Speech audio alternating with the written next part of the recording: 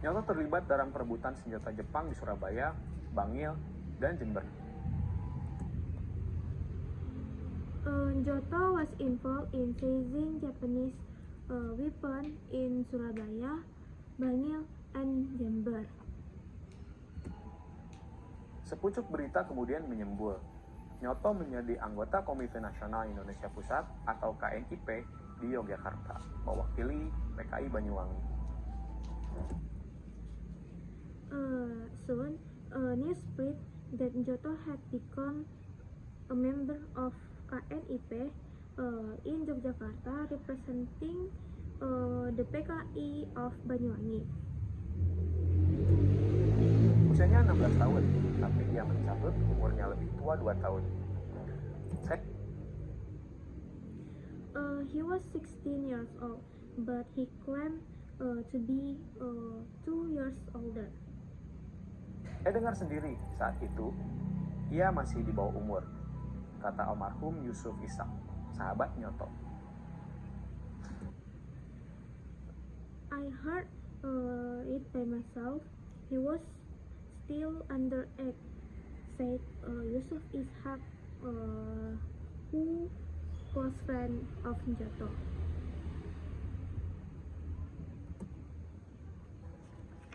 Di Yogyakarta, Nyoto tinggal di Hotel Merdeka, kawasan Malioboro, bersama sejumlah menteri.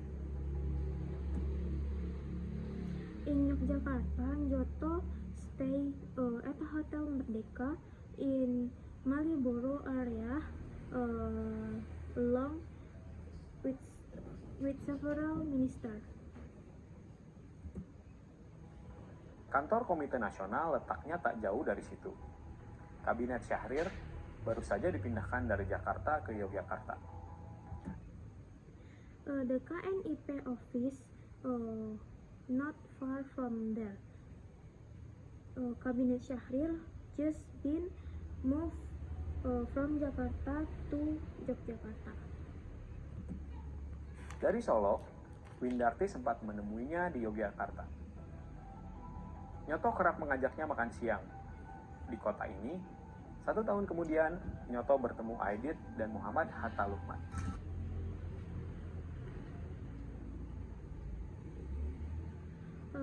From Solo, Windarti come to meet him. Njoto often her out for lunch in the city. A year later, Njoto with meet Aidit and Muhammad Hatta Lukman.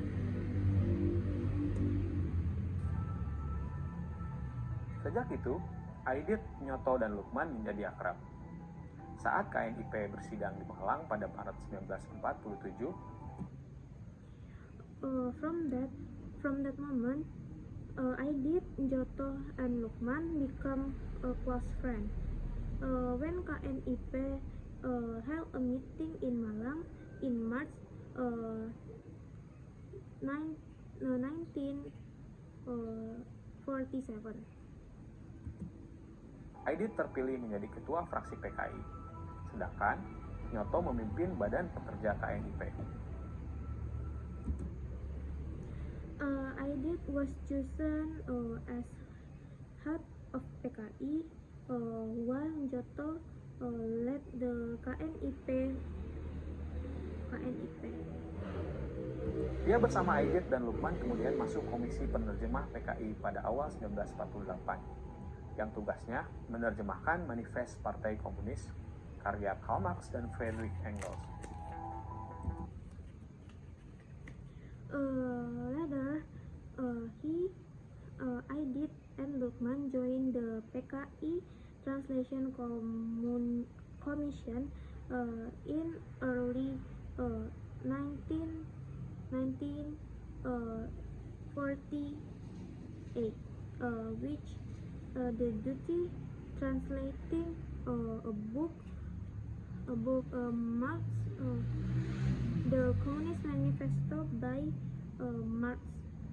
Marx and Friedrich Engels.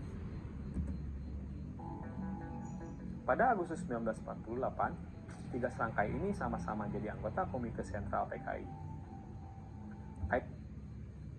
In August 1948, the trio became members of the PKI Central Committee. Edith mengurus bidang agraria, Lukman di sekretariat agitasi dan propaganda, dan Nyoto menjalin relasi dengan badan-badan perwakilan. Aidit lead agrarian affairs. Lukman was in charge of agitation and propaganda, and Joto built relation and representation. Pada 19 September 1948, pecahlah Geger Madiun. PKI Limbung tercerai-berai. On September 1948, the Madiun affair broke out. PKI and was captured. Aidit, Nyoto, Lukman bagaikan The Three Musketeers. Mereka muncul menjadi tulang punggung partai. Ketiganya menghidupkan partai dan bisa membuat partai lebih besar.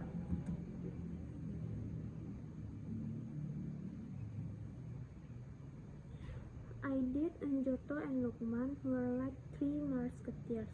They become back to the party, reviving and making grow stronger.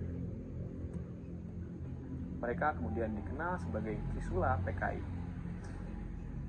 Di Jakarta, trio Aidit, Lukman, Nyoto menyantap asam garam pergerakan. Mereka menggodok orientasi partai. They later become known as Trisula of the PKI. In Jakarta, the trio experienced the ups and downs of political movement. Terbunuhnya banyak kader dalam peristiwa Madiun membuat mereka mandiri.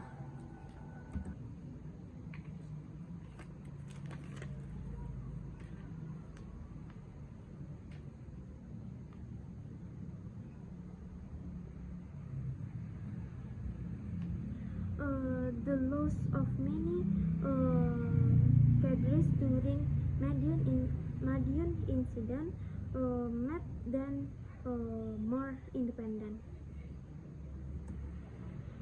Tiga serangkai itu diam-diam kemudian memperluas jaringan PKI di Jakarta dengan membentuk Onder Seksi Komite di tingkat kecamatan.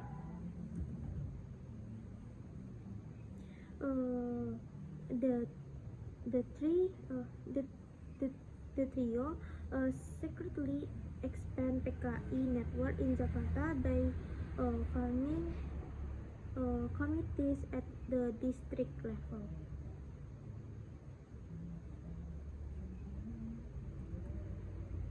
Tahu nggak, penghasilan affiliate aku udah segini, padahal cuma pakai satu website Gong ini. Kenapa aku bilang website ini? Organisasi dijalankan lewat sistem komisariat di Komite Sentral. Situasinya sulit. The organization was through a commissariat system. Karena hampir setiap kabinet alergi komunisme. Sampai-sampai trio Aidit, Lukman, Nyoto harus bersembunyi dengan menyamar.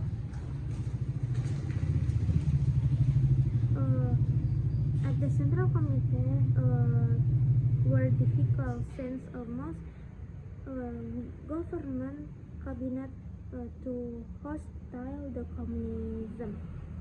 Because of that, the trio often had to hide and disguise themselves. Dalam situasi yang serba repot itu, Aidit dan Lukman justru menerbitkan Bintang Merah pada 15 Agustus 1950. In the middle of the trouble, Aidit and Lukman managed to publish Bintang Merah in August 5 15 19 50 50. 2 pekan sekali, mereka meluncurkan stensilan suara rakyat. Embrio harian rakyat yang menjadi koran terbesar dengan oplah 55.000 per hari. Every 2 weeks, they release a mimeograph called Suara Rakyat, which become the embryo of Harian Rakyat, the biggest newspaper at the time, with 55,000 copies each day. Nyoto bergabung kemudian pada Januari 1951.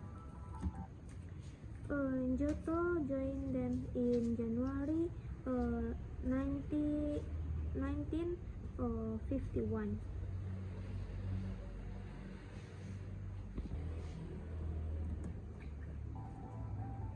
Dua tahun kemudian, 3 sahabat kelompok Bintang Merah ini memimpin partai. 2 years later, the 3 friends from Bintang Merah group become party leaders.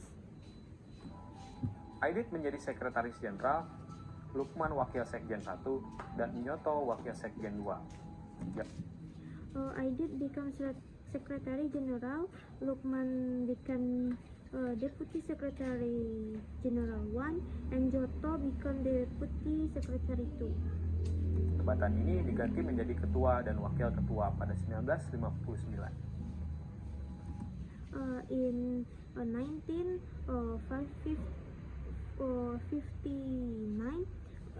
this title were changed to chairman and vice chairman. Sebagai ketua, Aidit bertanggung jawab terhadap politik secara umum. Lukman memimpin Front Persatuan. Urusan agitasi dan propaganda diemban Joto. As chairman, I did responsibility for overall political. Lukman led United,